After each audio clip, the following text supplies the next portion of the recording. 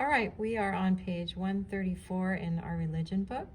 So this is lesson 14, Jesus does things for others. Scripture account, Jairus' daughter. Lesson story. Jesus was on the shore. A large crowd had gathered around him. In the crowd was one of the men in charge of the synagogue named Jairus. When Jairus saw Jesus, he fell to his knees and begged Jesus, saying, "My little daughter is at the point of death. Come and lay your hands on her so that she may be made well and live."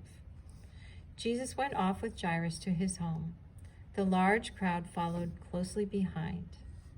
While they were walking, a man from Jairus' house came running. He told Jairus that his daughter had died and that it was no longer necessary for Jairus to bring Jesus to the house. But ignoring what the man said, Jesus said to Jairus, "Do not fear, only believe." When they arrived at the house, Jairus took Jesus inside. People were weeping loudly. Jesus said to them, "Why do you make a tumult and weep? The child is not dead, but sleeping." Many of the people there did not believe Jesus. They laughed at Jesus. Jesus told them to leave.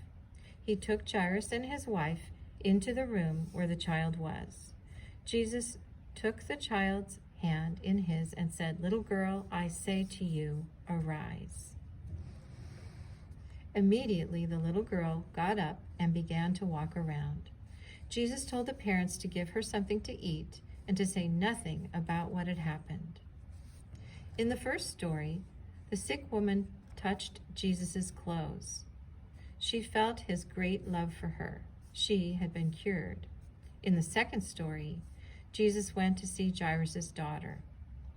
Before he got there, she had died. Again, by his words and actions, Jesus showed his great love for others and cured the little girl of her illness. We cannot perform miracles as Jesus did, but we can use whatever talents and abilities we have to do things for others. We should act lovingly towards others in all that we say and do.